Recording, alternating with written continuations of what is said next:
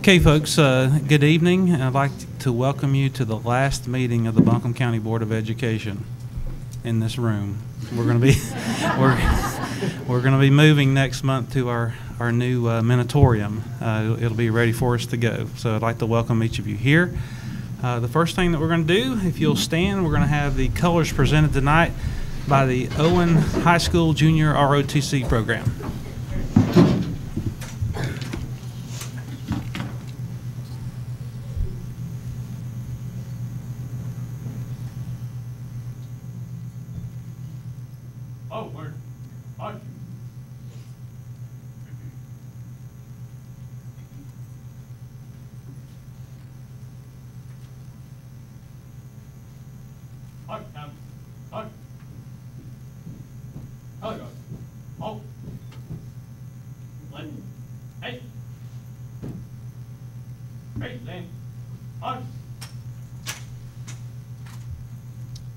I pledge allegiance to the flag of the United States of America and to the republic for which it stands, one nation, under God, indivisible, with liberty and justice for all.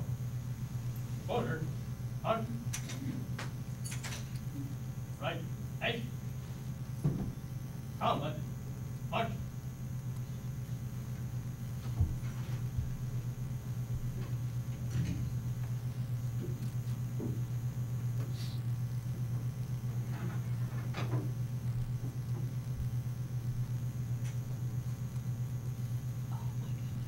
With today being the National Day of Prayer, if you wouldn't mind, please bow your heads for a moment of silence.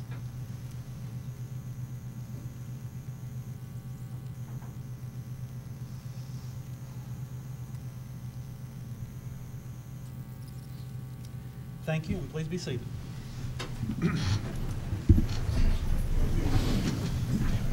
Mr. Chair?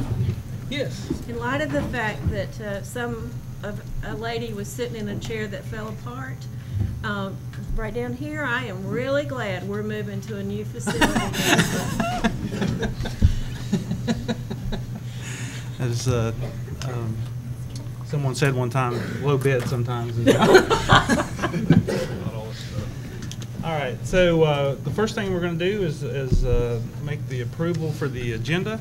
A couple of things that we would like to move around on the agenda tonight before we approve it. We are going to pull the Director of Communications position off of the personnel report and vote on it separately under the action agenda. And we are going to be moving also from the consent agenda the approval of the 2014 Enrollment and Facility Needs Report and approval of the implementation of the 5-year facilities plan and the approval to design and finance a new Inca intermediate school. All those things will be moved to the action agenda. And we're also going to move towards the back, the board directive. We're going to move that to right after public comments.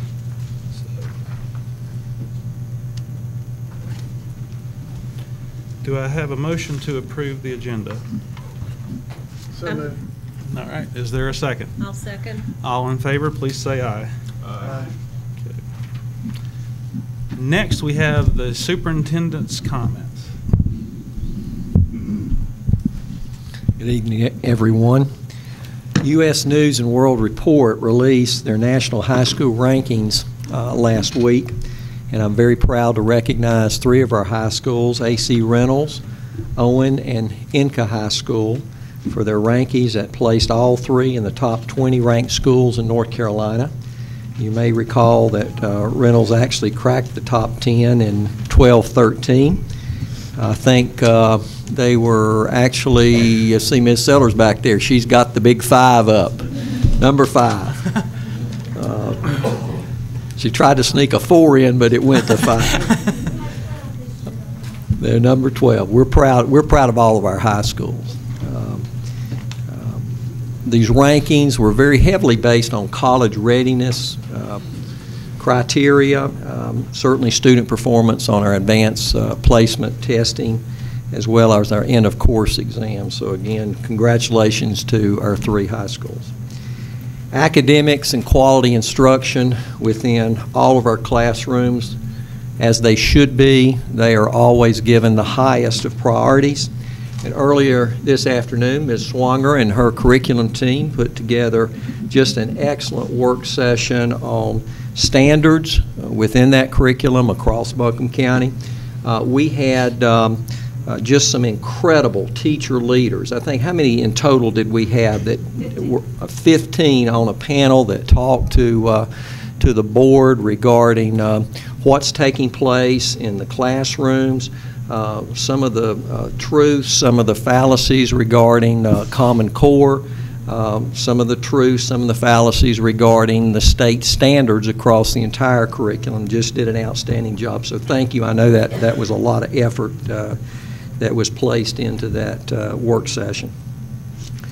Again, while we're very proud of that high academic quality in Buncombe County schools, we also recognize the value of the many extracurricular programs. In fact, I see one of those outstanding programs sitting right in front of me. In fact, I think I can actually count maybe 3 outstanding extracurricular programs.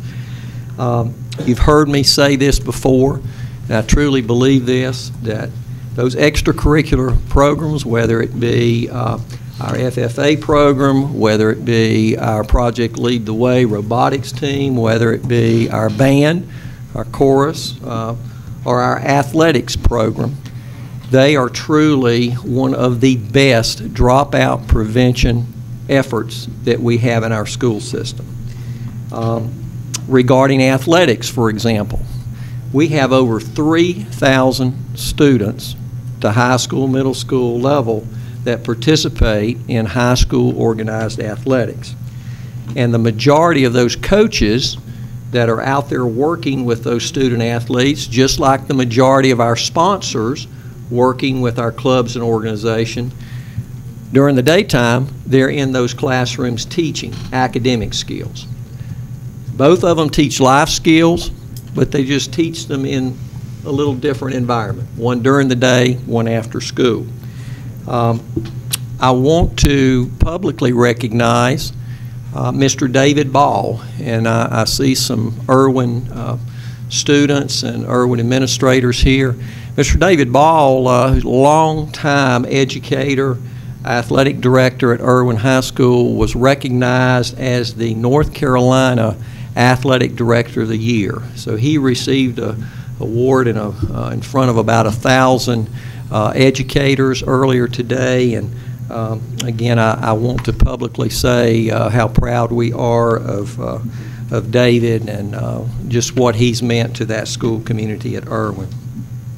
I've been asked, board members, by our 6 high school principals, they've asked that I approach you regarding extending the scheduling of the community information events. If you recall, we put in our regulation 5030, which recognized the distribution of information. We placed within that regulation a community information night that would be held at all 6 in all 6 districts. In fact, tonight the INCA district is they have their community information program going on as we speak. I see several INCA parents that probably came from that, and I know Mr. Spivey is there in attendance. As I reported to you last spring, Irwin High School actually became the pilot for that information event. Wonderful job. We had over 30 community organizations that represented, and they were both religious and non-religious affiliated representatives. I really believe that a primary reason for that being so successful at Irwin was the leadership of our communications department, especially our communications director. So what I've heard from our high school principals is they would like the opportunity to hold that information night within the first 4 weeks of the new school year. I've asked them to give me specific dates, and I will bring those to you in June. I think their rationale is that if we have our a full communications department staff, they'll start working on that this summer. I do have a faith-based leadership council. We met last week. I talked that over with that particular group, and they certainly want to be strongly involved as we plan for those information events to happen across the entire county. So I see a few high school principals there. Mr. Evans, Ms. Sellers, Ms. Roney, anything you would like to add to that to the board? I would just say thank you for the opportunity to have that in the fall. With all the craziness happening in high schools right now, I can speak from that myself. With athletics and concerts, so forth going on, I also think that we would have much better attendance if we grouped it with an open house in the fall, back to school or whatever we want to call it. I think it'd be much better attended. I think we'd have a better opportunity to have community organizations there. So I appreciate the opportunity to have it in the fall rather than right now. Right now it's just a really tough time to have that. Thank you for the opportunity. Ms. Roney, I think you're going to tie in that event with through your school improvement team and tie in with some goals for the school. Is that correct? Yes, Dr. Baldwin, we have talked as a Robertson district, and we're going to do a collective school improvement team goal to add to our school improvement plans that would include the community event that we would hold each year.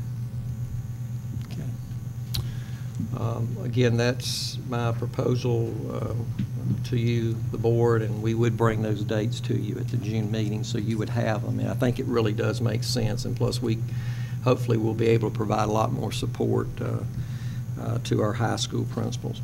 The recent court decision that many of you may be aware of to halt the legislative requirement to offer 25% of teachers in each of the 115 school systems a 4-year contract.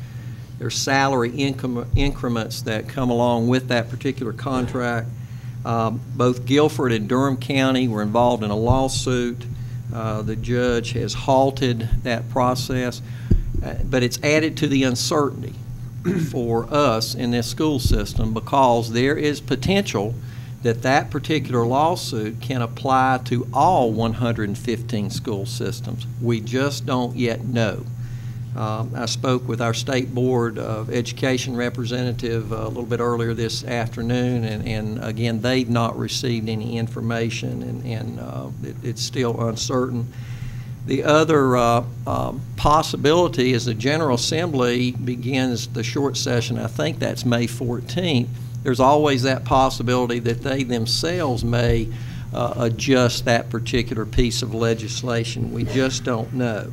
However, the law is the law, and Mrs. Lopez has worked very diligently with a team of teacher leaders representing all 6 of our districts.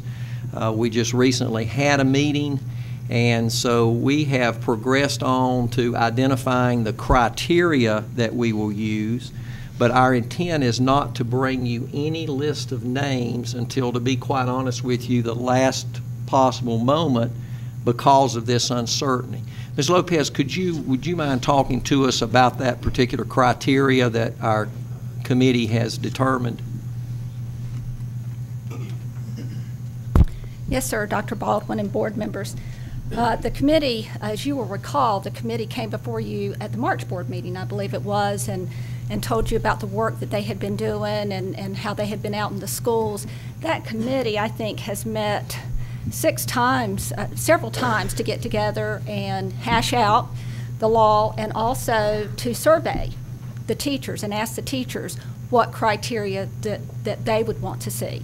So the committee this past week met, and where they are is that first, all teachers who to be considered must have 3 consecutive years of teaching, and that is a requirement of the law. Also to be considered, teachers must have received ratings of at least proficient or at standard on their evaluation instruments for the past 2 school years. The committee added another layer, and that is to be considered, teachers must not have been subject to disciplinary actions that would include a suspension from employment or an official reprimand that is placed into their central office personnel file. Finally, the committee is going to take people who meet all of that criteria and subject those names to a lottery system or random selection and select the 25% in that manner. And so that was the criteria decided upon by the committee. So then in June, at one of the June board meetings, we will come with the final list of names of folks who meet, using that criteria, have been selected. Any questions? What are the numbers? Do you have the numbers yet in terms of? It'll be approximately 350, I think 350 teachers who would be selected, unless there's a change in the definition of teacher. Out of how, do you know yet how many are left after you apply that criteria? It's approximately 1,400. Well, I'm sorry, it's 1,400 who meet the 3 years. And then once you take out the folks who do not meet proficient or at standard, and I don't have that number with me. That's Yeah. fine. Thank you, Ms. Lopez. All right. I will be bringing a recommendation for a new principal of our Discovery Academy to the board tonight.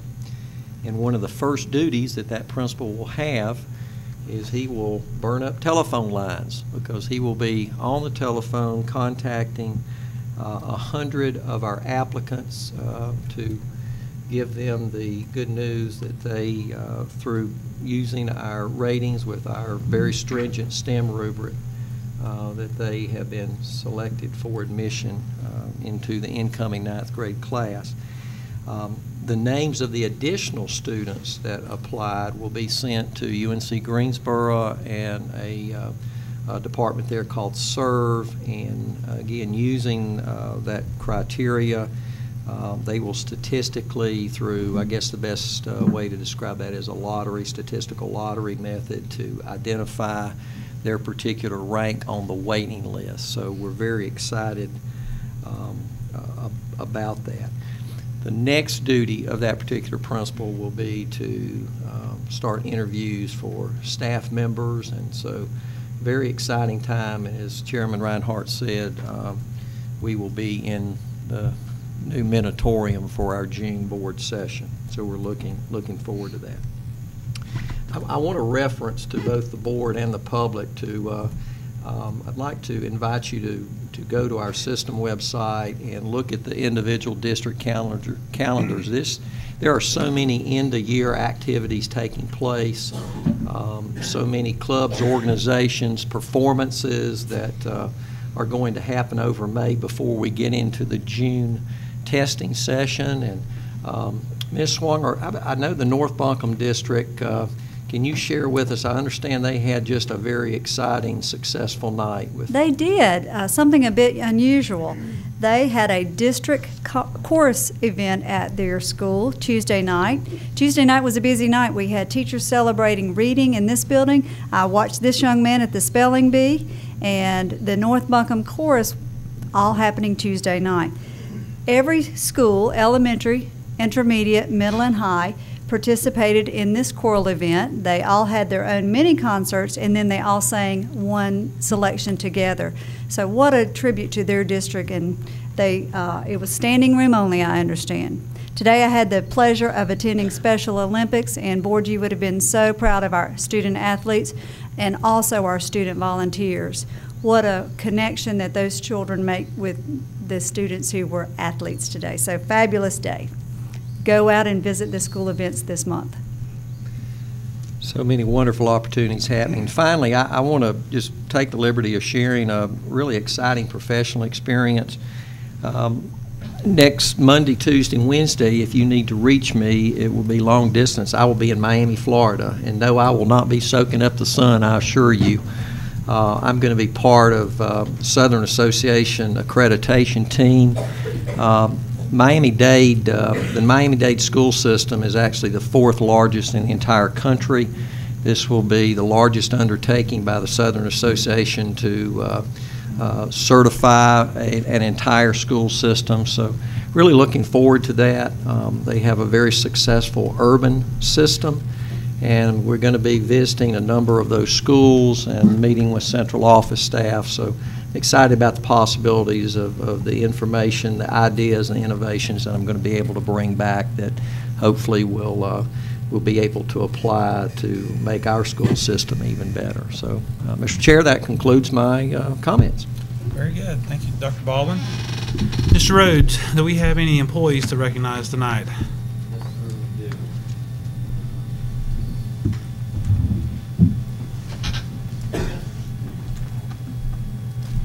Good evening, Chairman Reinhardt, Dr. Baldwin, members of the board. We have one employee tonight for recognition. I was not able to catch up with her and get a little bit about her, but hopefully she's here. Jennifer Derringer is a kindergarten teacher at Johnston Elementary and is celebrating 10 years with the system. So Jennifer, if you're here, come on forward. She's not here? So we have two pieces of good news for the evening. The first is Laura DeGroat. Laura is a student at A.C. Reynolds High School working on her Girl Scout Gold Award. She has been working with Bell Elementary students in order to increase their level of exercise and help them eat healthier to avoid the risk of becoming obese as an adult. So Laura, if you would, please tell us a little bit about your project.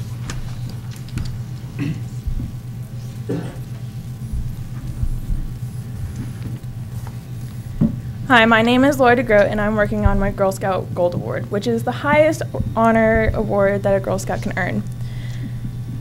Being passed around, you should be getting pictures from the fitness video that I created and some flyers that the students have created. Also, there is a DVD of my fitness video that you'll be getting later. Obesity causes a lot of problems throughout a human's lifetime. Studies have shown that 30% of adults who are categorized as obese first developed weight problems in childhood. If you can reduce 30% of obese, then why sit there and do nothing? 8 years ago, I was told I was at risk of being obese. At age of 9, I started to gain weight by eating and not doing enough movement. In the 4th grade, I weighed 160 pounds. I was putting so much stress and pressure on my bones and lungs that I was having a hard time starting to move. In the 7th grade, I was diagnosed with exercise-induced asthma, and I wanted to do something. I was bullied about my weight and always felt obligated to start a diet, but I loved food. In 7th grade, I joined the swim club at Cane Creek Middle School. It was very hard on my lungs to even hold my breath for just 5 seconds, but I managed to work on it. I have now swam for 6 years, but I still have asthma, and I am now in a healthy weight, and I am active. With my research of childhood obesity, I found that the federal recommendations for children is that they need to accumulate at least 60 minutes of moderate physical activity most days of the week. That means that at least the number of days that they should be exercising is 5 days. My project was working with Bell Elementary, which has PE only 1 day a week. Before starting my project, I sent out a survey to the students and asked if they exercised at home. Only 20% of the children that were surveyed do some kind of exercise that actually will benefit them. Bell Elementary has a health fair every year in October, Childhood Obesity Awareness Month. The school nurses, including Beth Barber, take the student's BMI. A BMI is a student's body mass index that tells the child if they're at risk of being overweight, obese, or underweight. Beth Barber told me that they send out a letter to the parents of the students that are at risk of being overweight or obese, which is 95th percentile and up. She asked the parents if they are interested in services for the child, which they'll take the child individually and make a game plan on monitoring their weight. With students of Bell Elementary and Girl Scouts, I created 4 fitness videos that the children that work out to during class. These videos are played during the morning or afternoon in the classroom, not during PE, since they're already getting some kind of activity during that period. The videos have a duration of 5 minutes, and the students tell me that they're really fun. After the students and teachers used the videos for 2 weeks, I sent out a survey to the teachers, and they all agreed that they see an improvement in the children's attentiveness and absence, even with one class having type B influenza, and they are still doing the workouts, and they are fighting the virus faster. The students do not learn that they have to exercise to become healthy. They were taught about what foods they should eat as well. Ms. Pedraza's 3rd grade class drew flyers of healthy foods. The flyers were placed around the school at Bell Elementary so that other students can see what foods are healthy. Since the colors of red and yellow signify hunger, a lot of kids drew fruits and vegetables like strawberries and bananas. Since physical education has been reduced in elementary schools because of the increase in testing, I have thought about how you can keep kids studying for the test and get any amount of exercises in elementary schools. I would like to see each elementary school in Buncombe County have the option of using the fitness videos in the morning during their announcements, or having the video available to each teacher to use during the day when it is convenient, and to have the posters placed around the schools to help the students think about healthy eating. Of course, using the videos in October during Childhood Obesity Awareness Month is great, but the ideal solution would be use it throughout the school year. Thank you for your time. Thank you.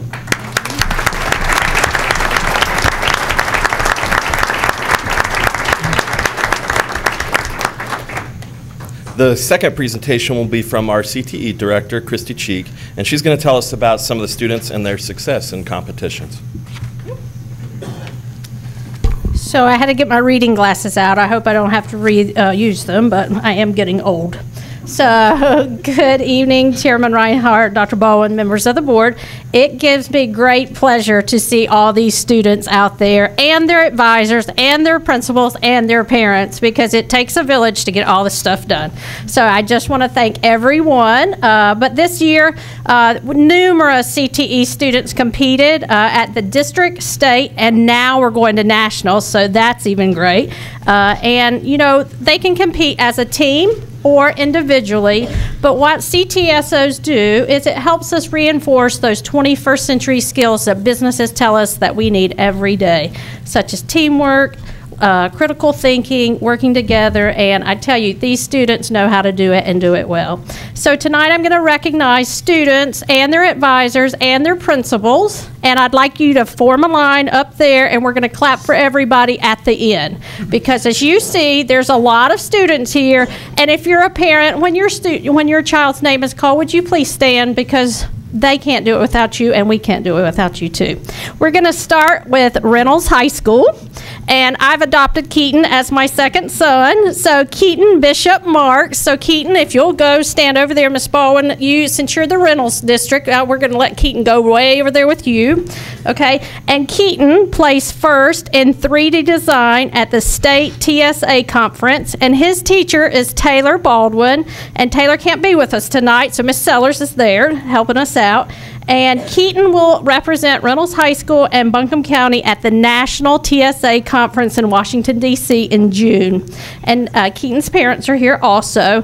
And at this state conference, too, Taylor Baldwin received the Young Educator of the Year for the TSA organization. So we're very proud of them. And also from Reynolds High are Madison Tambini, I hope that was correct, and Kayla Eckstein, and they placed third in team decision-making, marketing communications at the DECA State Conference in March, and they will represent AC Reynolds High School at the National DECA Conference in Atlanta this weekend, and Cedric Alexander, come on up, is their advisor, and we're very, very excited, and I actually got to see them on stage win their award.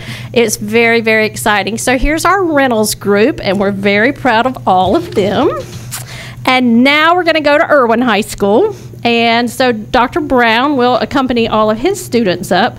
Now these first group of students are very dedicated, as they gave up part of their spring break to go compete. So you know that they're dedicated souls. And they're going to represent Irwin High School from FCCLA in San Antonio, Texas in July. And Dr. Brown wants to go because he's never been to the Alamo. So our FCCLA winners in Chapter in Review are Carly McLam, Molly Kerr, and Jessica Griffin. For Chapter Service Portfolio, Ty Worley, Tucker Worley, and Josh Weaver. You can stand with Mr. Bryant. For Chapter Service Display, Caitlin Edmonds, Jordan McCanish. For Job Interview, Casey McCanish. And for Illustrated Talk, Charity Burke, Alexis Thomas, and Hope Cornett. Now, their advisors are Lacey Davis and Katie Grogan. And here's another thing you're going to see. Several of these students pull double duty and do FFA as well. So let me tell you about the FFA winners, which Michael Joe Holt is here representing, so you can come on up too. And for the senior livestock evaluation team, which placed third at state, Ty Worley, Tucker Worley, Casey McCanish, and Jordan McCanish. So they pulled a double duty. They're tours. So then from Owen High, and our Owen High group are competing right now. Okay, so they're not with us, but they still get their names called because we're very proud of our Owen High group.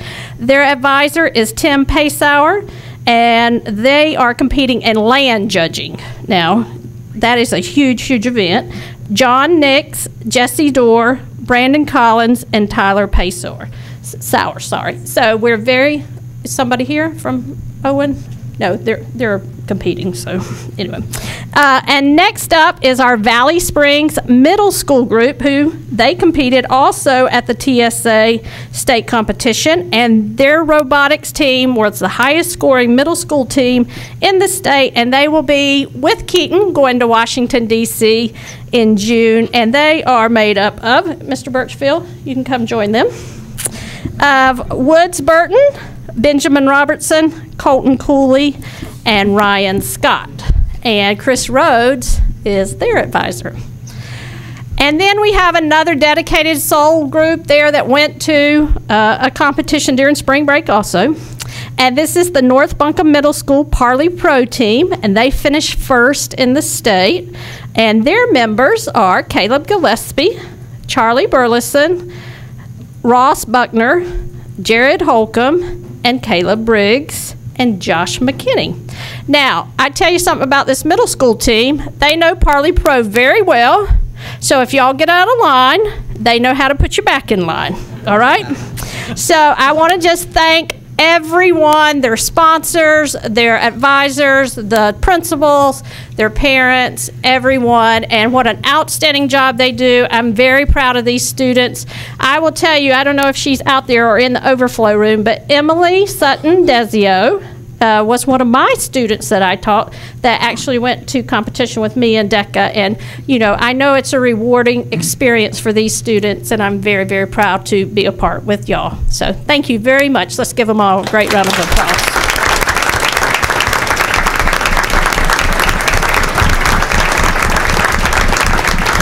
So hold on. I left two people out, sorry. Justin Gillespie and Flake Brantley, who is the middle school advisor. So Mr. Gillespie, you need to have your picture made. Come on. Can't get out of it, my fault.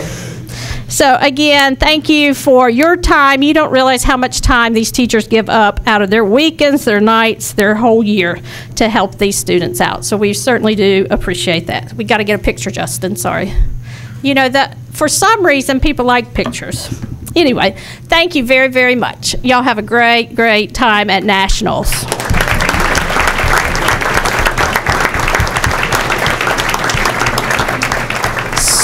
So my next small presentation, this past weekend, we're very excited to partner with the Asheville Home Builders Association, and I'm going to ask Caroline Sutton to come up. If you have any time, go look at the playhouses that our students built. They are up in the top parking lot, and they're 6 by 8 foot playhouses that our drafting students designed, our carpentry students built, and our interior design students decorated the inside. Wild West was the theme, and I tell you, my picture was up in the jail. I do not know why, but so be it. This weekend at the Home Builders Show, all of the playhouses were raffled off. We sold over 1,000 tickets at $5 each, so $5,000 will be coming back to CTE, which I'm very excited about. And Caroline is here to present the winners of this, so I'm going to ask the principals if you are here, or the cities, anybody representing your schools, if you'll come up and you're going to present.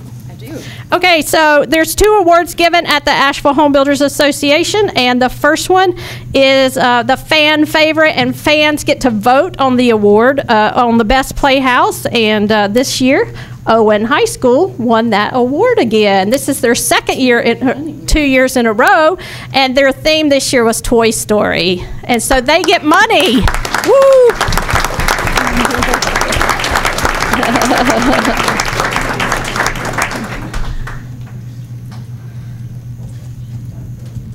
And if anybody, it is such a really cute house. Very, very good job.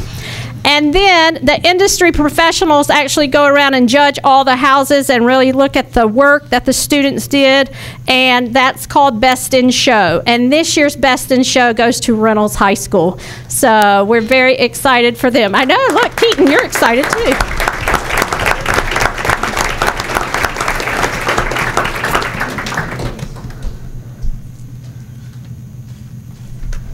I just have to thank our maintenance department and Sean Burleson for helping us move these playhouses. They are very big and very heavy, but we certainly appreciate, this really does give our students hands-on working, and I certainly appreciate everybody's help and assistance in our partnership with the Asheville Home Builders Association. Now, students, I have been told that you have homework and you need to leave, so you can be excused now. Thank you. Thank you.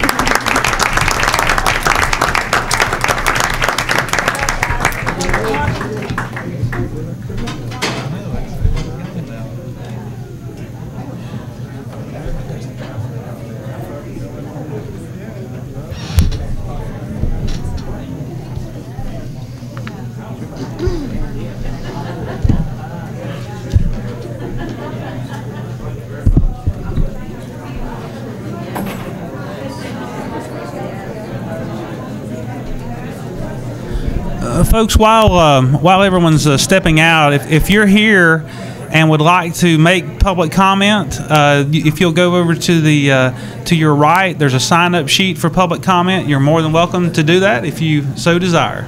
Over by Mr. Rhodes there. Oh.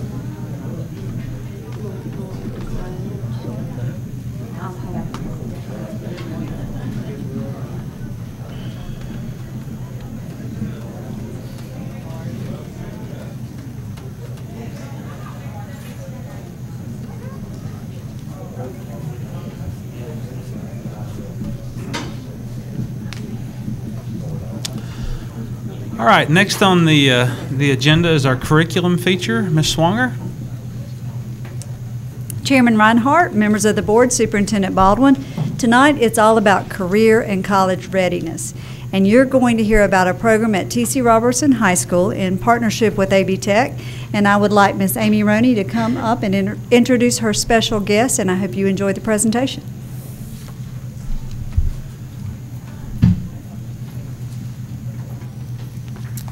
Good evening, Chairman Reinhardt, Dr. Baldwin, and members of the board. I'm excited to share with you this evening what I hope is to be some good news for you. This year, T.C. Robertson has piloted in partnership with AB Tech Community College a college readiness center, which is housed on the campus of T.C. Robertson High School. The name of the specific course that our students actually sign up for is called College Readiness and is available 3 periods per day to our 11th and 12th grade students. And next year, we hope it will be available to also our 10th grade students. At this time, I would like to introduce Dr. Mike Dempsey, Director of Educational Partnerships from AB Tech, and our instructor, Mr. J.D. Herman from AB Tech, to share more with you about our partnership. Thank you so much, Ms. Roney, and it's always good to speak to y'all. Greetings from AB Tech. I'm convinced that what we're about to show you is kind of, along with the STEM school, is the next big step in our partnership. It is called the College Readiness Center, and I'll get our presentation going here right now. Tell you a little bit more about it.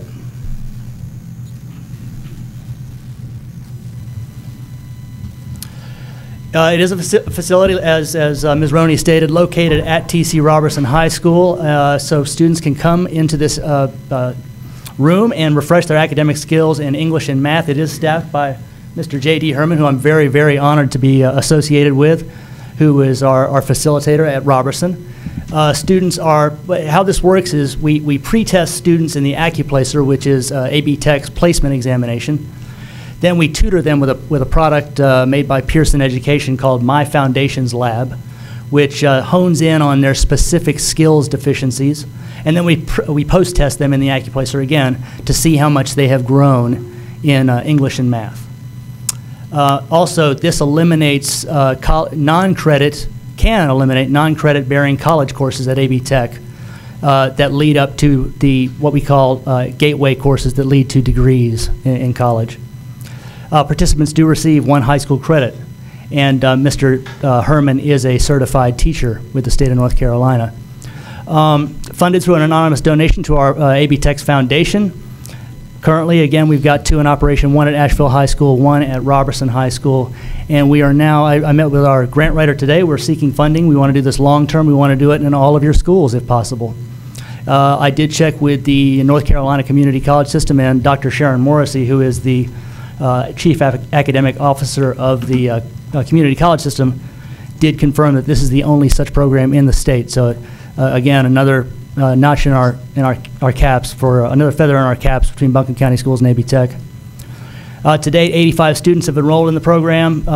We've seen enrollment grow. It's 55 students this spring term.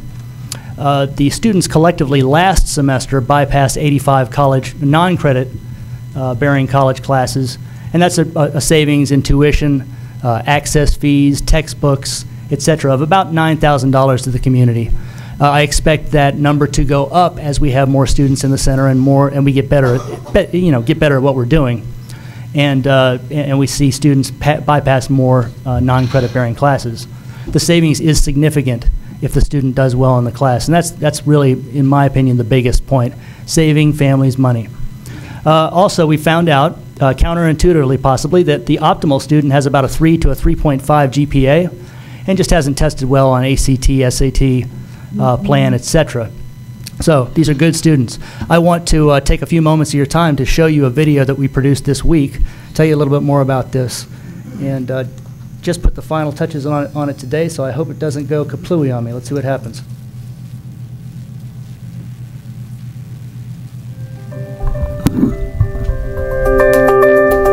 The purpose of the College Readiness Center is to allow students to eliminate or reduce the college prep coursework that they would have to take once they enroll at AB Tech. It's to prepare students for college. These are for students who need a leg up. They are highly motivated students, and they want to go to college, but they just need a little assistance so they can be successful.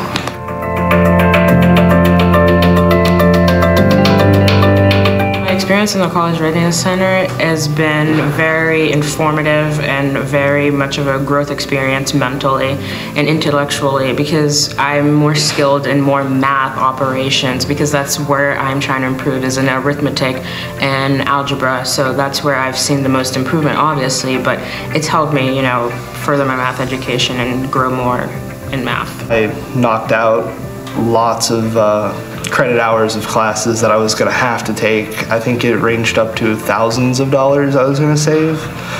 It was going to take me a year to get to where I was actually going to be able to focus on what I truly needed in college. We took the AccuPlacer. I didn't do too well on it the first time, and by the second time, I did my tutorials, and it really helped me. And then I took the SAT, and turns out the tutorials are actually helping on the SAT as well. I scored a lot higher than I did my first time, and I noticed a lot of things that were on the tutorials that were also on the SAT. So it really helped me out, and I'm glad that I ended up taking the course.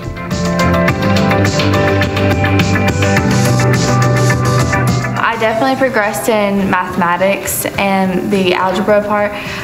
It definitely helped me because I've taken many mathematics classes before, but this kind of went step by step and kind of showed you how to do it, and it's definitely going to help me because I eliminated some of my math classes that I'm going to have to take at AB Tech. So I've been doing writing and math, and with writing I brought up some stuff that I haven't, gone over since like 9th grade, and I think it helped me with it did help me with writing again, and how things are supposed to be structured, and I guess that's pretty important when going to college because you have to write a lot of papers.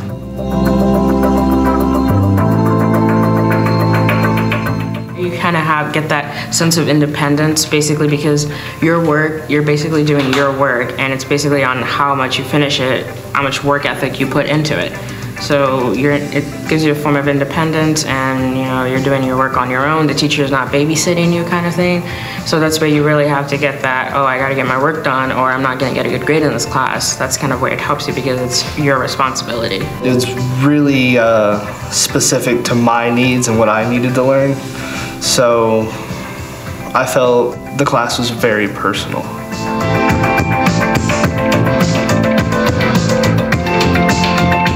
I would recommend it to the people who do not test well, because since I don't, it helps you understand and look at somewhat what questions are and how you need to think a little bit more, and then it helps you on what you should be looking at.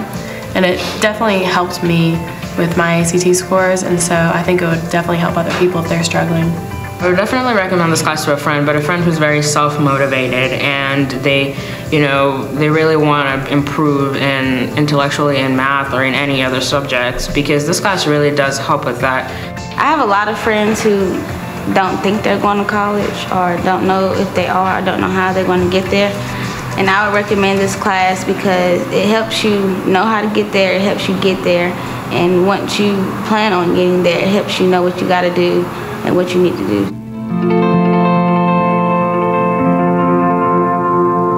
It's very much student-centered and student-driven. So they go at their own pace, so the high flyers can fly high, and people who need extra one-on-one help, I can attend to that and respond to that in a meaningful way. It's a pretty good opportunity. I suggest everyone should be in this class. And now I'd like to turn over the microphone to J.D. Herman to tell you about his experience in this. Dr. Dempsey mentioned that I was a certified teacher in North Carolina, and to expand on that, I taught high school math in Charlotte and Pittsburgh for 7 years. And in that experience, I found through my own practices and my colleagues' practices that the hardest thing to do was to differentiate inside of the classroom to reach a truly diverse set of needs. In fact, I would go so far as to say only the highest achieving teachers were able to do that on a level that I would describe as enough. Toward the end of those 7 years, I thought, man, if there was a tool that could assist teachers who really want to do this effectively. And when my wife and I moved to Asheville and I applied for this position, I heard that there was a tool that was associated with it, Pearson Education's My Foundations Lab.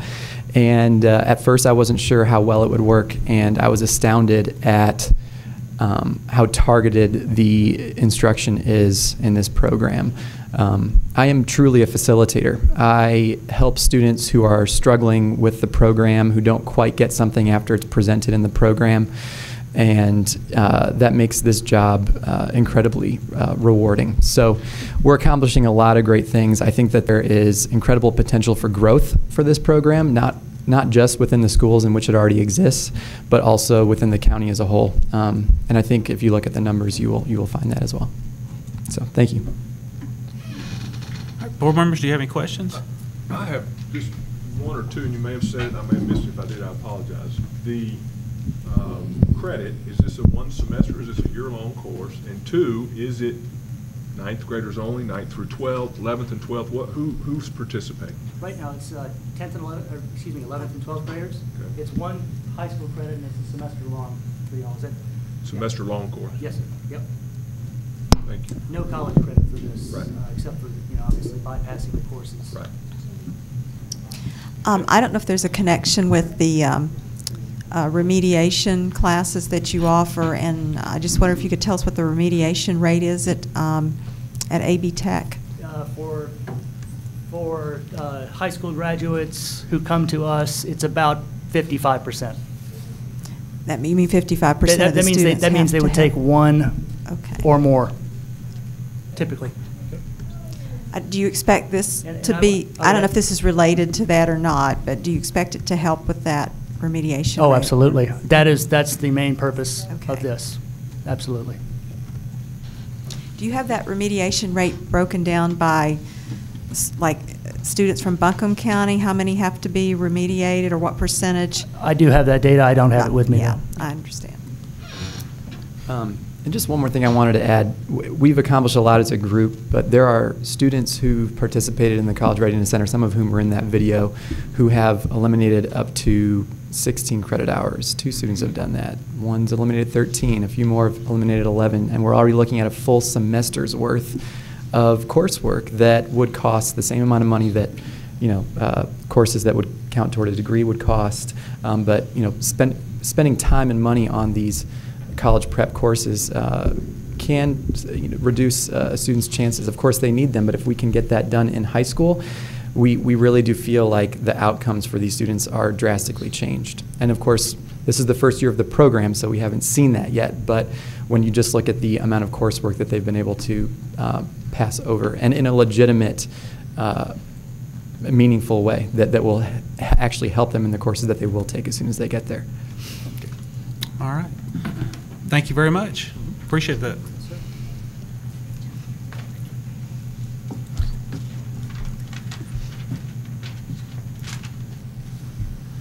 All right, Mr. Rhodes, who do we have first tonight for public comment?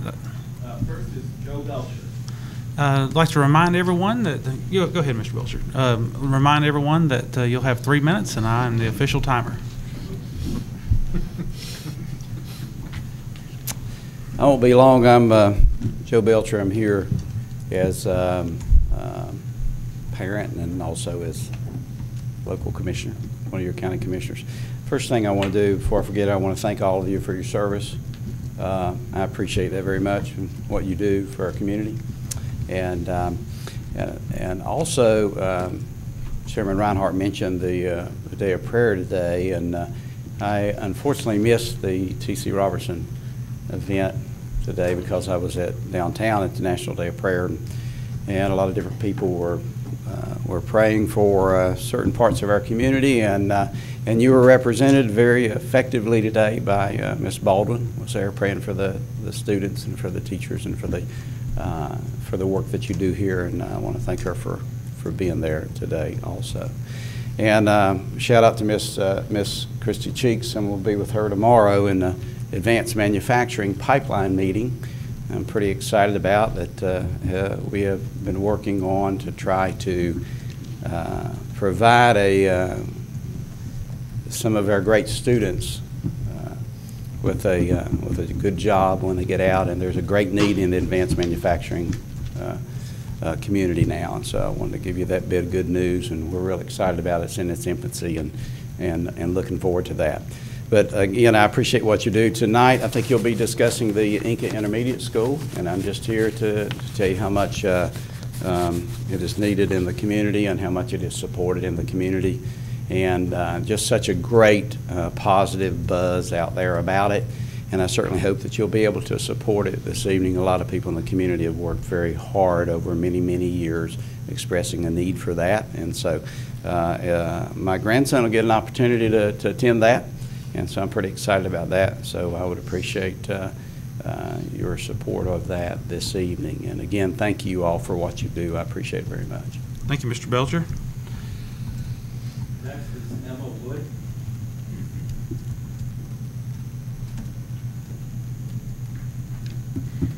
Hey guys, how's it going?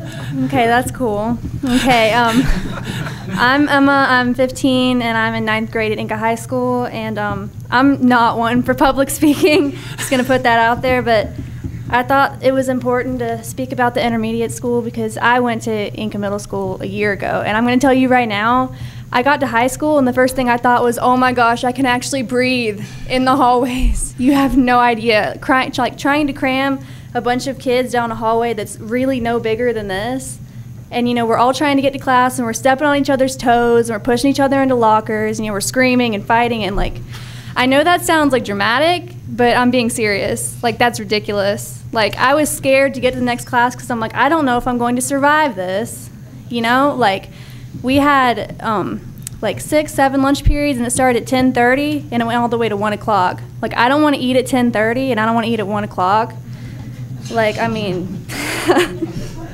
But I think most of all, I just wanted to say thank you for all the parents and the people who are considering building this intermediate school, because we really need this, and I won't be one who's attending it, but I mean, I know future generations who are going to be attending it, and I mean, we desperately need this school. I mean, seriously, I don't know what else to say about that, but I mean, I babysit a lot, you know, and there are a lot of little kids, and I don't want little kids to have to go to a school environment like I did, because that's just like not a good school environment. Like, it's just not. So thanks for considering this, and you know, I and future generations are going to thank you. So that's it. That's all I got for you guys. Thank you, Mrs. Wood. Thank you very much.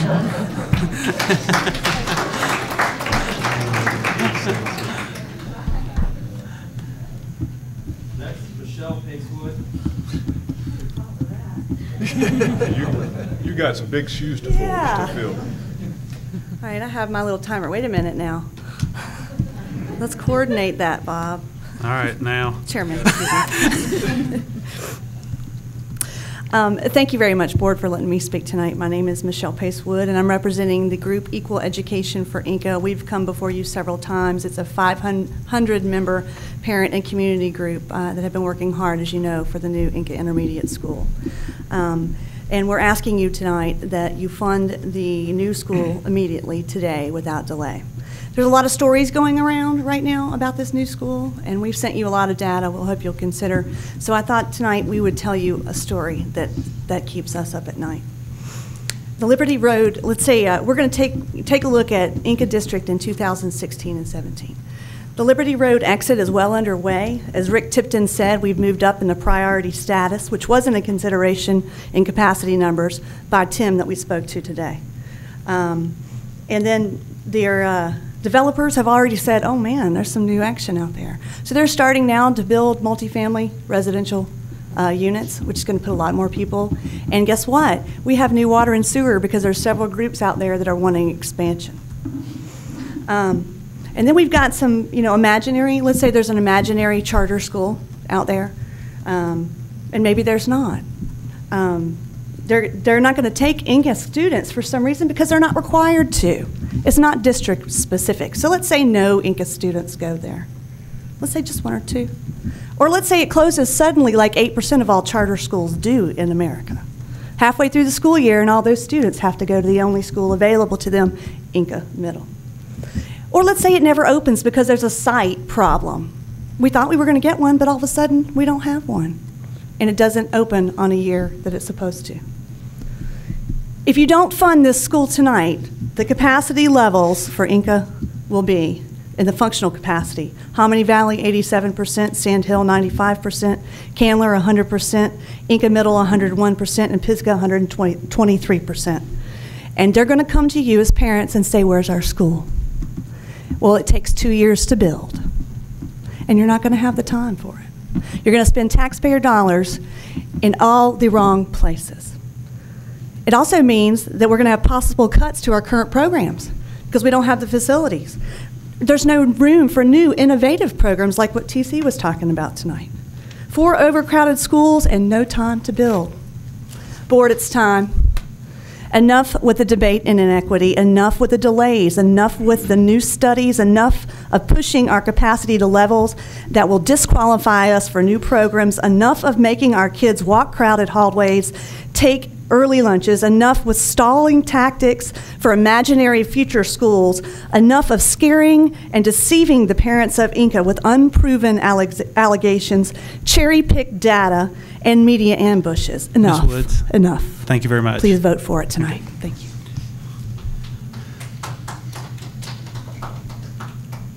Next is John Sutton.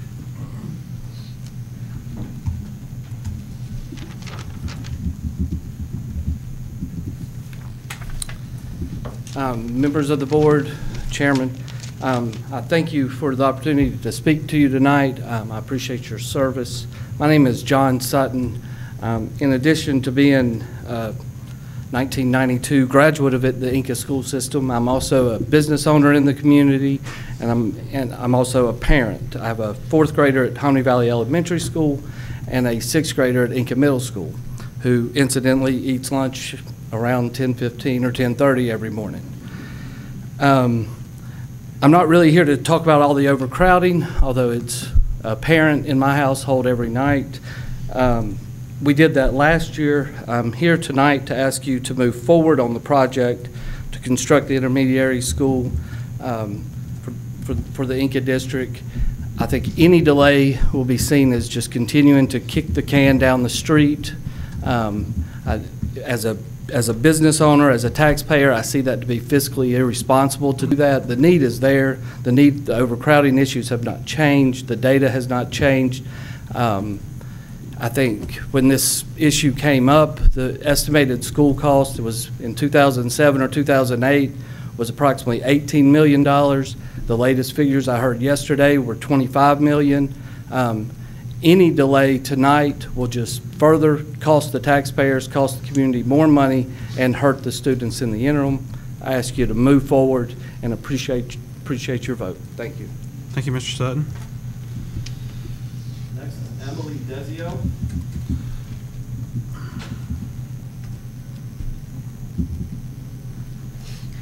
Thank you guys for having us tonight. I'm Emily Desio. I live in Inca Village. It's about, I guess, 500 feet from this new proposed site for our intermediate school.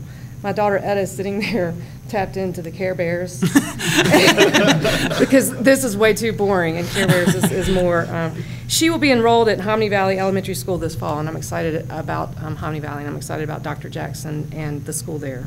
And I thank you, and I really do thank you for your hard work to bring us to school. I feel in my heart that you're going to do it. I'm asking you to stay the course and not delay any construction. It's really unfortunate that the misleading news story that aired last night cast a shadow on your hard work. You probably share my frustrations considering the due diligence report, considering the findings that there were no contamination issues on the job site, on our school site, and considering that the separate parcel that might have issues is down gradient, which means downstream, down, below the school site. But I don't need to tell you that. Y'all know that. Y'all paid for the money, you got the report, you've done your hard work. So let's just stay the course, and I appreciate your vote. Thank you, Ms. Desio. Next is David King.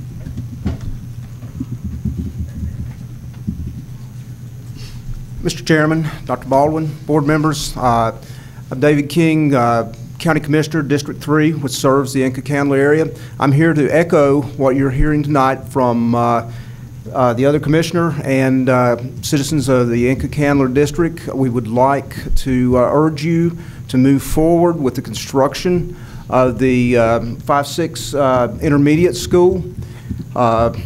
This is something I feel very good about as a commissioner and the information that this board has provided to the county commission and the research that went into researching this site, that we see no obvious reason not to move forward with it. And after speaking with someone, the director of WNC Alliance today, who was brought into this, who also said they saw no reason not to move forward with this school.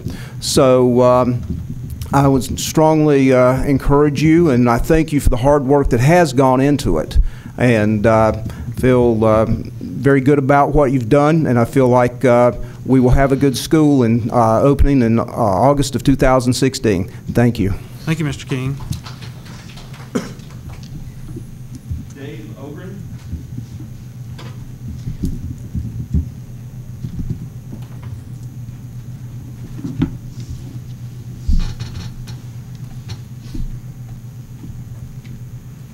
Board members, thank you for allowing me a few minutes. My name is Dave Ogren. I live at 3184 Sweden Creek Road in the South End.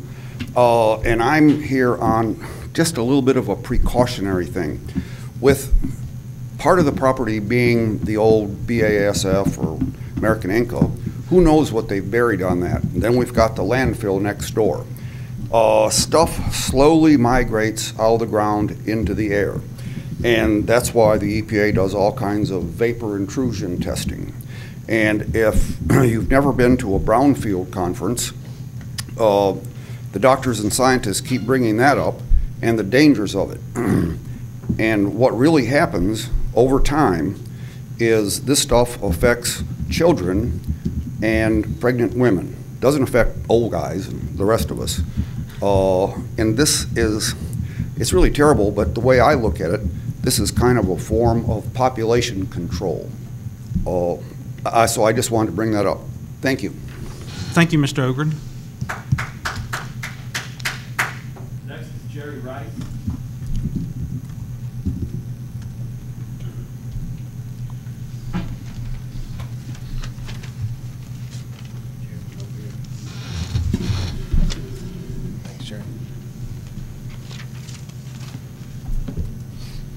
Thank you, Mr. Chairman, members of the board. As I was referred to a minute ago as the gloom and doom. I hate to be the bearer of bad news, but our folks that has got up here and spoke, I think they've not done their due diligence to figure out what is actually out there on the BASF site. I know these folks, I appreciate what they do, and I'm in favor of the school as far as a school. I'm not in favor of the place, and I've said that before. This industrial site, I come to you months ago, if not over a year ago. I brought you in the CD. I'm not giving you another one. I'm going to give a chairman one, you can share it. On this CD, they are loads of information to contradict the good things that they're talking about on the school. Walter Curry, the attorney for AB Tech, the former attorney for here, and his partners, they all have this information. Mr. Curry was aware of it in 2000, October. And 2,150 some parts per billion of TCE on this property at AB Tech, in the OTM building of AB Tech's property. Now, this stuff is chloroform as well on this property, and it's at a high rate. They've not been enough information brought to this board. This Hominy Creek is not a clean whistle. It's got more contaminants in the history. Go and look at the history online, and you'll see what we're talking about. Just an accident just the other day or other week or so. You look at what potential they are in the future, because they've already cleaned that pipe out. If there's another incident, it's going to hit the creek a lot quicker. This property is joining the Hominy Creek, and you're going to have a science lab and do all this modern stuff. I don't want a kid in the Inca district sticking their big toe in Hominy Creek. I've lived there all my life. I know the history. This is in a flood. Fill the soccer fields up, and that's a no-no in a floodplain. Now, if you want to understand it in a big picture, politicians are politicians. Statistics are something else when you've got the data. I would tell you, a former commissioner on the Board of Commissioners right now told a person, said, don't have to worry about it, it's already in the bag. Now, if he hadn't been talking to his fellow commissioners, do you think he would really say that? Now, here's the other thing. You got 2 brownfield sites on there. This brownfield site is proposed on the 56 acres. This brownfield site, the person over the brownfield said it is heavily contaminated. That's not my words. Now, where is the creek at compared to this site? Where is it going? Is it going back up the stream? No, water goes down the stream, and it's going to go right through our property on this school. Thank you, Mr. Rice. Thank you, and I hope you do look at your data. I will, thank you. And use it. Thank you, sir. Andy Hollifield. I'm sorry, Mr. Rhodes, I missed that. Andy Hollifield. Hollifield. Good evening, members of the board. I'll try and be brief, as articulate as possible, and to the point. If we need a new school, I'm in favor of it. That being said, I want to point out back in the fall when I went to the advisory council meeting at Reynolds High School, I'm a member of the Progressive Education Program Advisory Council. And at that meeting, we spent the whole time, or most of the time, talking about the safety of the students from the, as far as obesity, and outlawing Twinkies and lunch boxes for the safety of our students. Now, that's a pretty big step, in my opinion, for a school board to override the rights of parents. That being said, we're turning around 6 months later, and we're looking at the possibility of building a new school and investing $25 million to put our students on a apparently heavily contaminated site. That's hypocritical, and that is teaching our students do what's right until it gets to the point where it's not beneficial to you. And I don't think that's a good thing to be teaching our students. Also, I want to make a plug for the Progressive Education Program.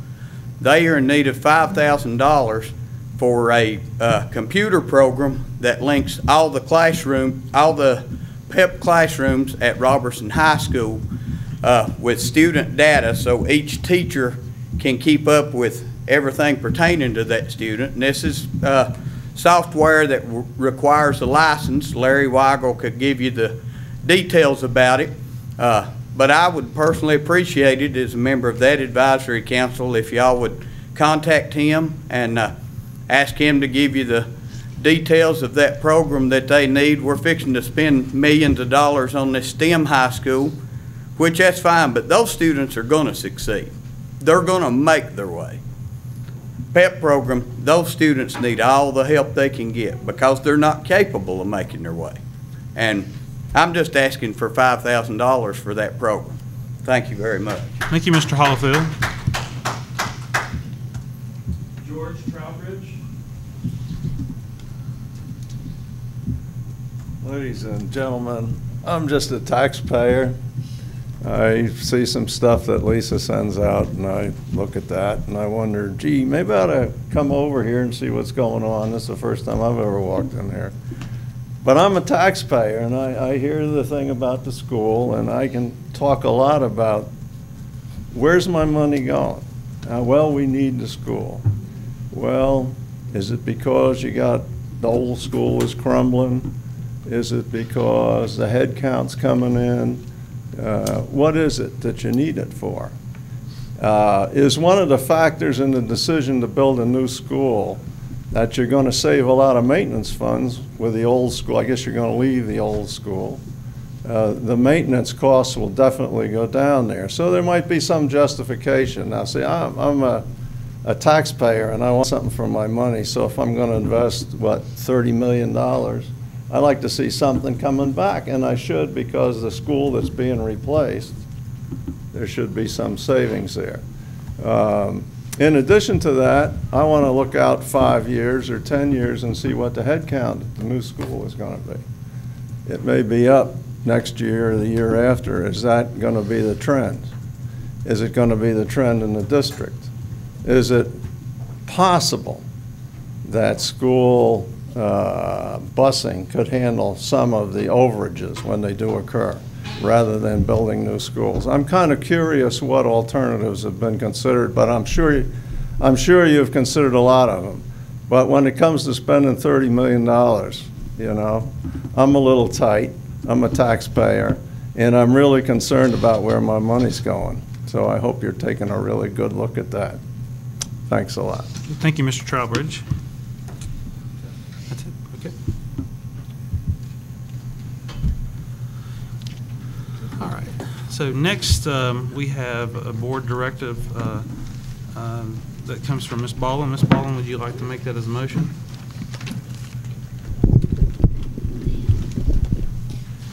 I move that we direct district officials to compare the K-8 model with the 5-6 intermediate model as a possible alternative in the Inca district. Okay, that comes as a motion. Do we have a second? Hearing none, we'll move on to the action agenda. First on the action agenda, we have pulled the position of the Director of Communications off of the remainder of the personnel report, which will stay on the consent agenda. So do I have a motion to approve the nominee, or I guess, or just the position for the Director of Communications? So moved. All right. Is there a second? I have a second. Any comments? I'd just like to say that I'll be voting no. I have nothing against the candidate. I just feel like that our money could be put to better use for teachers, and that the director and assistant director position could have been consolidated. Okay. Thank you, Ms. Baldwin. Anyone else? Okay, all in favor, please signify by saying aye. Aye. Any opposed? Aye. All right. Next on the action agenda is budget amendment number 6. Do I have a motion to approve? Mr. Chair, I move acceptance of budget amendment number 6. Is there a second? I'll second. Very good. All right, any questions or comments? All right, hearing none. Can you give me a minute to pull it up, please?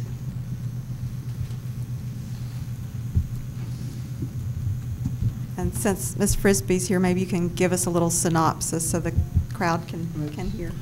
We have a synopsis, synopsis I know, I or just- whatever. The audience might want to know what we're That has voting been on. provided to all the board members.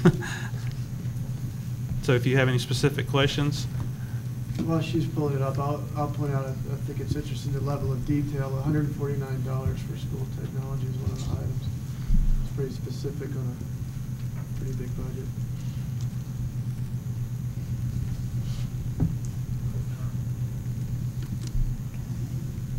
Ms. Baldwin, do you have a specific question? I was just double checking. I think that I'm good. I didn't know if Ms. Frisbee had something she wanted to say. I'm good. Okay. All right, all in favor, please signify by saying aye. Aye. Any opposed? Okay. Thank you, Ms. Frisbee. Thank you. All right, next we have, do I have a motion to approve the funding request for current expense capital appropriations and submission of the 2014 preliminary budget to the county commissioners? So moved, Mr. Chair. Is there a second? I'll second. All right, any questions?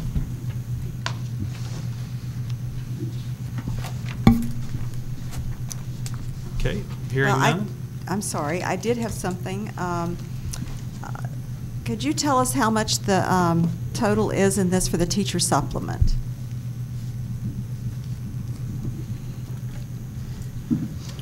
Are you talking about what's referenced in this document or just overall? For the, it's in the local current expense fund. That's what we're asking the commissioners to pay. I didn't know what portion of our total for the commissioners. I think it's $53 million we're asking from them. And It's around 13 million.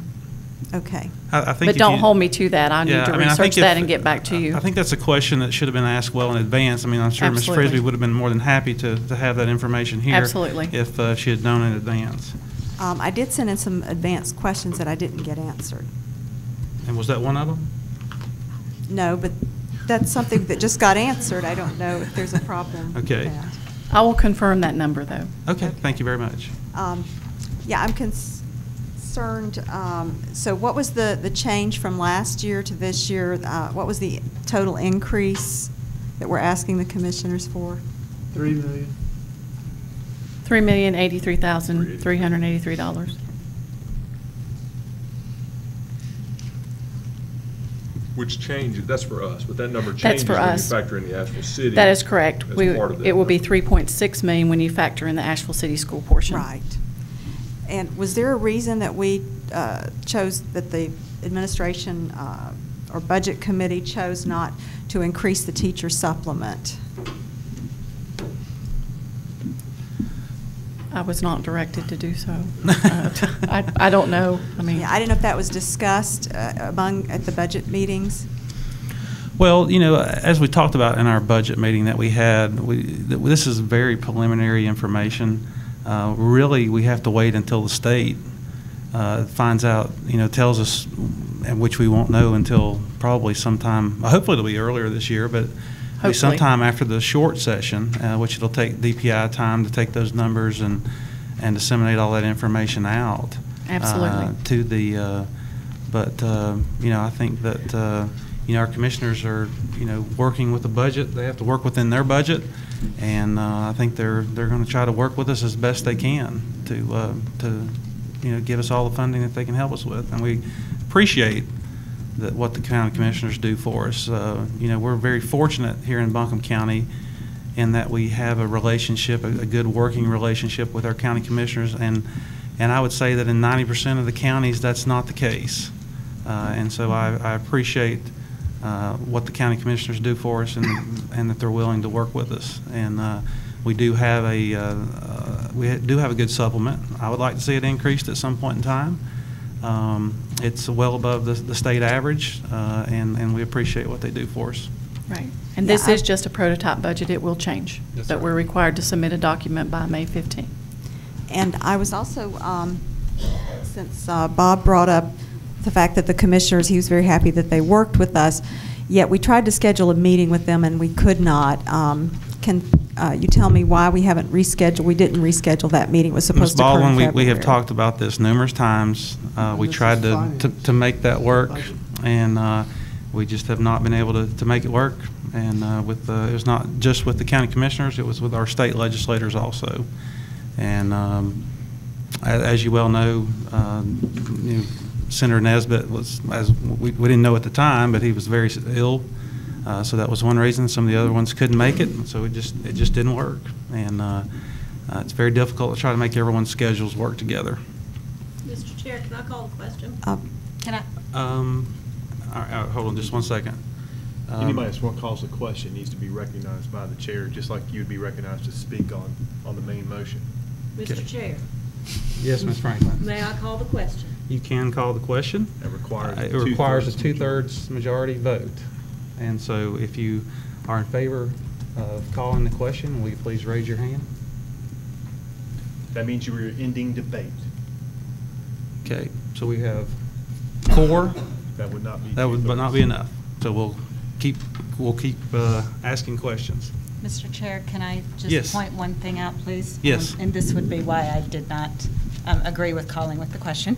But, and again, I say this all the time, I'm not a math person, but just looking at the things that we are requesting, it looks like, just me doing the math very quickly, we are actually looking at approximately $1.3 million that are going to have directly affect our teachers in some way, up to and including a 3% pay increase that they're projecting that will have to come out of local current expense funds, fund an increased retirement contribution rate with the local current expense fund, health insurance premiums. So while we did not specifically ask for an increase in supplement, I do think we need to point out that there is money in this request that's going to be directly affecting our teachers in a positive way. Okay, Mr. Bryant, did you have? Yeah, go ahead, Mr. Craig. You were. That's okay. You want to go? Or you want me to? After you. Ms. Frisbee, can you help me? I think I understand, but I think it would be good for the public to understand as it relates to state funding, local funding. The item that jumps out to me is the $1 million, the last bullet point on page 1 of your memo, funding to cover net revenue gap to avoid having to utilize 1 month's operating balance and committed fund balance. Can you explain that? I think I understand it, but can you explain that and how we've, I think from a historical perspective, maybe Dr. Baldwin, you could add as well because you haven't been with us as long, but from a historical perspective, we've gotten to this point based on, and I'm not here to cast blame, I'm really not, but based on for any number of reasons, a 5 or 6 year period where we have continued to receive cuts in state funding, and we've, as a system, have tried to maintain keeping people employed and keeping the programs we currently have in place without cutting them. That is correct. Am I accurate in that, and what the $1 million part of the $3.083 million request that we're making, that's what that's doing, is that correct? That is correct, absolutely. And Dr. Bowen, is there anything? I think that's an extremely significant part to point out, Mr. Bryant, because that $1 million, if you've heard me say this both to the board and to the public, and you've heard me say that I've been Paul Revere for the last 3 years. If you recall, we projected 3 years ago, as a result of the budget crisis that came in 2008, 2009, the heavy dependence upon federal funding, which is no longer there. Federal funds come, and they quickly go. They have gone. Every dollar of that federal funding, Race to the Top, stimulus, stabilization funding, along with a significant reduction in state funding through those years. We all understand why. We projected 3 years ago, if you recall, presentation that was made to this board, and I went out and made the presentation to a number of advisory councils. We projected about a $4.3 million loss. In other words, our policy, as each board member knows, requires us to maintain 1 month's operating expenses through our fund balance. At the time, that represented $4.3 million, and 3 years ago, we were projected to take every single dollar. Therefore, we would have to, our attorneys would be called upon to assist us to determine, now we basically are going to be violating our policy. That $1 million is a significant decrease, and I think it's happened because of 2 reasons. Number one, I think we have been very prudent in our decision making. And number 2, we have spread the hurt over multiple years. When you look at the loss in personnel, and everyone's seen that slide, you will see every aspect of staffing and personnel, which equates for about 85% of our total operating budget, that there have been hits taken across the board.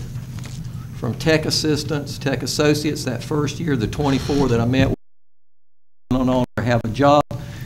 You no longer have a position, but we will try to maintain you somewhere in a job, all the way through to a loss of some teachers along the way, classroom teachers, although we prioritized that. It was a minimal reduction.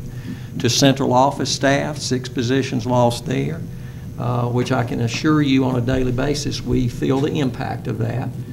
Along with teacher assistants. You can recall, and thank goodness, the commissioners came through for us last year to save those teaching assistant positions. I can't say that loudly enough. So here's where we are, $1 million, and I think you're absolutely correct. There is no one in this room. I have a son that's a teacher. I have a mother that retired after 42 years of teaching. I would be literally thrown out of the Baldwin family if I was not a staunch supporter of teachers. I want and if you were at the work session, you would have pulled your checkbook out of your pocket and paid these teachers. That's how good they are. No one wants a teacher raise and supplements to increase more than Tony Baldwin. But the reality of it is, we're asking for $1 million. It could have been much, much worse. But that $1 million, think about it. If that's not provided through local funding, it's not coming from the state. The federal funds are all back in Washington. They're not coming our way. Think of how many teachers that represents that we lose in this school system with $1 million. Now just think about that. So again, in good consciousness, I can't, I have a hard time, even though my heart says, I want to see a raise for our teachers. But we have to take care of operating costs for this school system. So that $1 million is a significant point to raise. Mr. Bryant. Yes, I wanted to mention that, our sister school district, New Hanover County, with the same enrollment numbers, their commissioners are providing $69 million. If you would also please wait for me to recognize you before you speak. I apologize. Okay. I didn't hear Go that right ahead. somebody else Thank wanted. you. Thank you. New Hanover's commissioners are giving their school district $69 million. We're getting $53 million from our commissioners. I don't think we're asking for enough money. We only receive 43.5% of our property tax dollars for education in Buncombe, and that includes AB Tech and both school systems.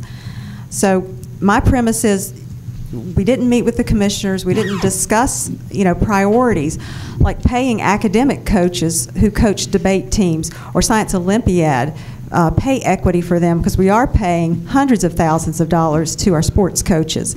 We also didn't address priorities like our gifted program and fully funding it, or funding a foreign language program for our elementary students that wouldn't be that big of a cost. We also haven't discussed raising the teacher supplement. When we've raised the supplement for principals, they're getting extra duty pay. We didn't talk about how we've are paying almost 12% supplement or bonus pay to our non-certified employees, yet our teacher supplement stays the same. Even Haywood County's increasing their teacher supplement by 0.5%. We are hoping the state legislature will give that 3% raise to our teachers, and then we do, and I'm glad you included in the budget what we would have to come up with to supplement local teachers who wouldn't qualify for that state raise because they're paid with local money. Also, our textbooks, you know, I found out the Buncombe County School Foundation is paying for our 6th and 7th grade social studies textbooks. I'm embarrassed that we had to ask a charitable organization to raise money for our textbooks, that we couldn't ask for the money, not that we have to ask our commissioners. We could get it from our capital outlay budget.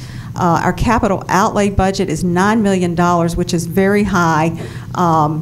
These are monies that fund roofs, re-roofing projects, paving projects that we couldn't. We're even funding. We're getting ready to approve several $100,000 for AstroTurf, yet we can't put textbooks in that budget. I know you've put $100,000 in there, but I don't think it's really. Is it really enough? Do we just have classroom sets in some schools? Do we have aging textbooks that we're not replacing with the updated versions that perhaps don't even match the standard course of study? So I feel like another important thing is instructional supplies for the classroom. We're having to go to Ingalls. Tools for Schools is what Dr. Baldwin said would fund our instructional supply needs. You know, why are we asking all these outside groups? We're doing so much fundraising in the schools, our PTOs, trying to raise money for instructional supplies, for iPads, different, you know, things our students need, paper for the classroom, the things the teachers need. You know, I can't vote for this budget because we're not asking our commissioners for enough. And I think if they look at some of their operating costs, there's places they can cut if they need to. If they prioritize education.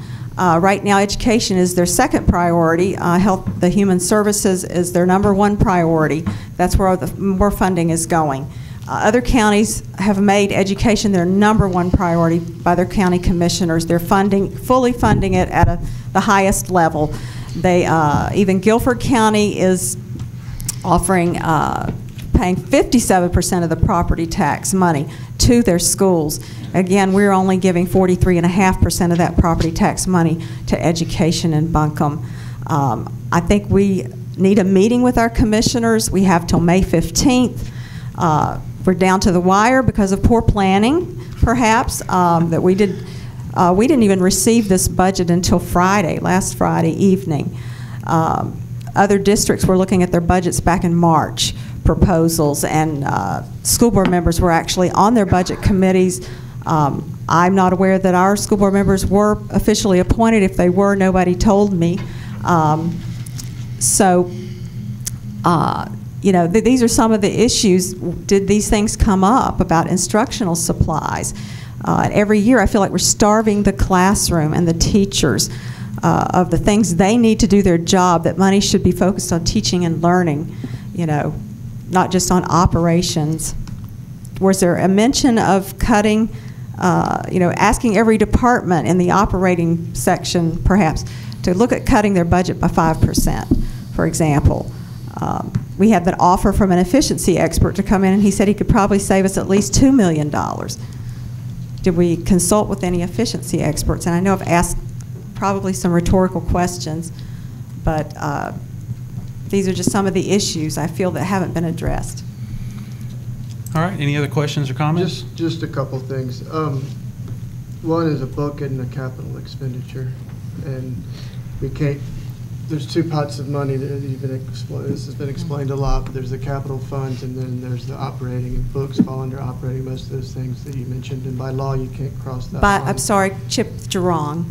The general Ms. Baldwin, statutes say that if textbooks you will wait can be until paid. you're recognized, you've had plenty of opportunity to speak and no one has interrupted you. on a state level, we're funded out of 115 school LEAs.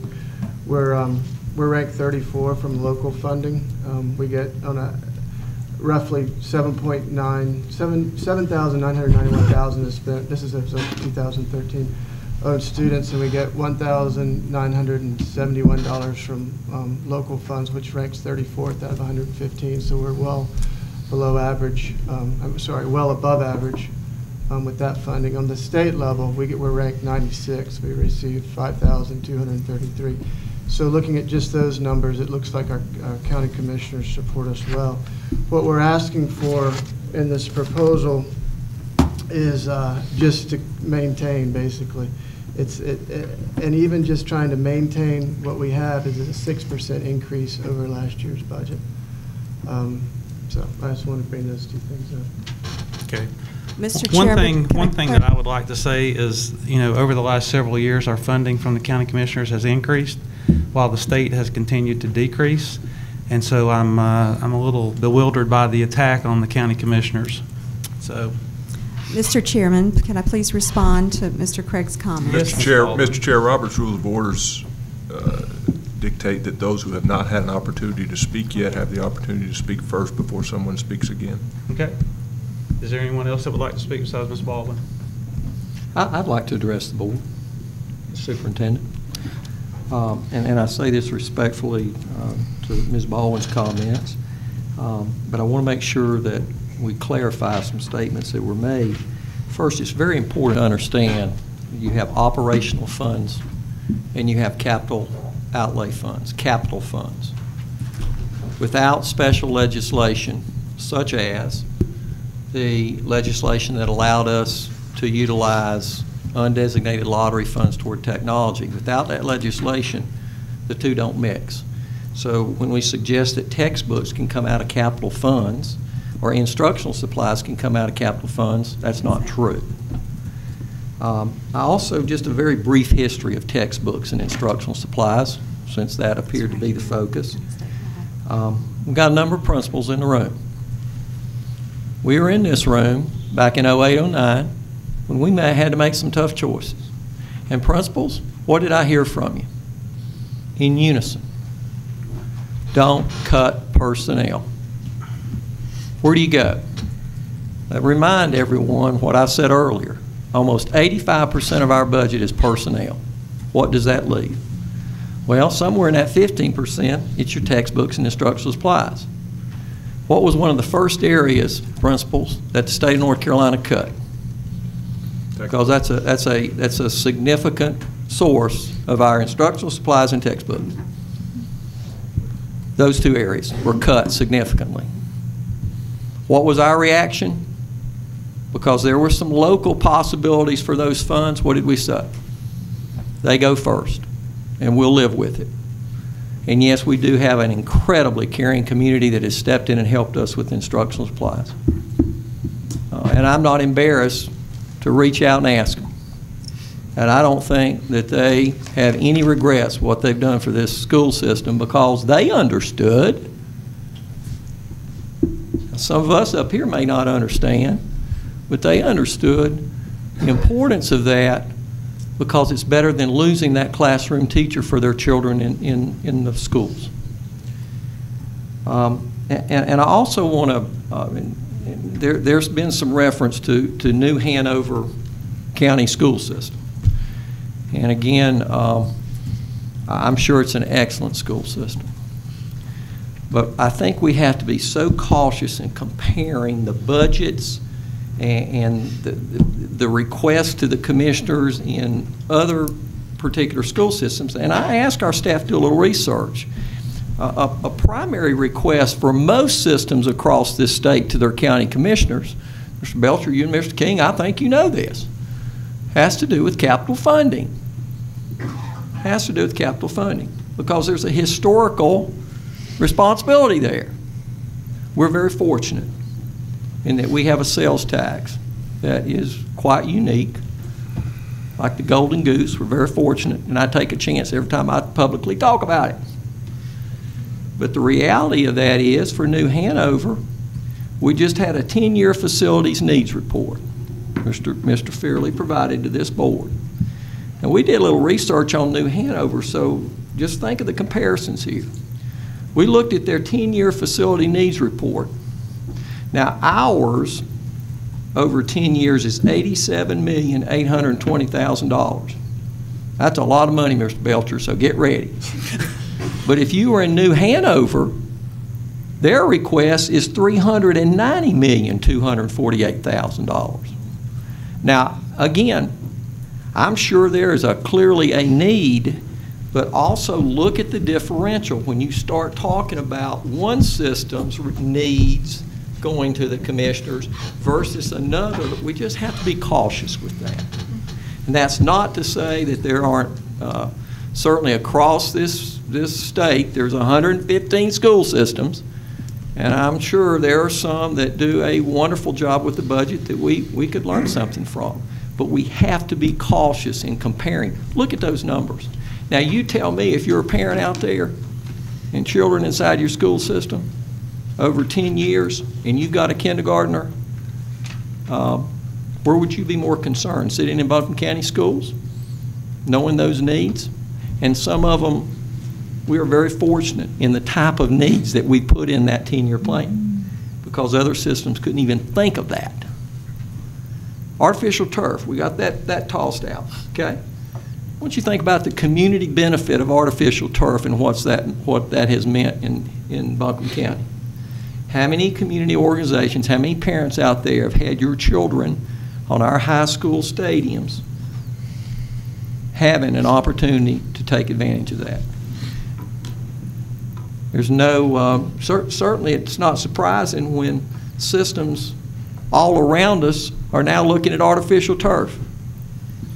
And you know who's requesting it? It's not your athletic teams at the schools, it's your communities, because they've realized now the tremendous benefit that they gain from that. So yes, we've always put our classroom teachers as high priority. We always will. But again, let's be cautious when we start comparing across the state, because there are clear, unique differences. And I apologize for taking up so much time. Ms. Baldwin. Thank you. Yes, I mean, I have a difficulty, as Mr. Craig said, in maintaining, this budget is maintaining the status quo. If we were a proactive board, we would be asking the state legislature to introduce flexibility in the Article 39 sales tax funds that right now we're receiving about $12 million that can only be spent on debt reduction, which is a good thing, Ms. Baldwin, and construction. Ms. Baldwin, that's a motion that's coming next on the agenda. Can we wait and discuss it at that time? Okay, I'll continue. Also, Mr. Craig said that we were 34th in local funding. This is misleading because many districts in North Carolina, the majority, receive extra funding from the state called low wealth funding. Buncombe is not eligible for this because we have a large tax base. We are supposed to be getting more money from our county commissioners to make up for the difference of us not receiving the low wealth money that counties that don't have a large tax base can get. Now, I am not advocating that we raise taxes. I'm advocating that we look at our priorities for how we're spending the taxes that we have, that we are receiving. Buncombe is the beneficiary of very generous tax dollars from not only the Article 39, but the Article 4042 taxes, which is the capital outlay. Recently, we spent $205,000 on a fire alarm system when there were comparable systems we could have purchased for much less money, maybe $75,000. So I feel like instead of looking for Cadillac products to buy, we could start looking at trying to save money like most people do in their own home budget. I was referring to General Statute 115C98 that mentions that capital outlay budgets can be used for textbook funds.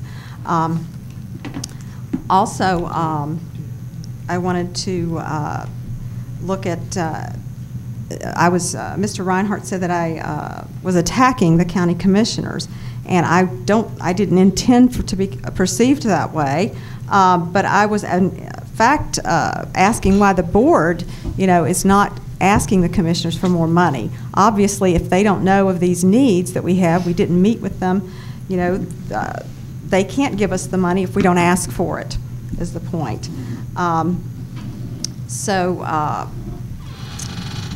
Also, you're right, we can't completely compare New Hanover County schools with Buncombe County schools because New Hanover is growing. Buncombe County school enrollment is declining. So, you know, new schools, new facilities are not maybe on our radar screen due to the enrollment decline and the introduction of more competition from charters and voucher programs.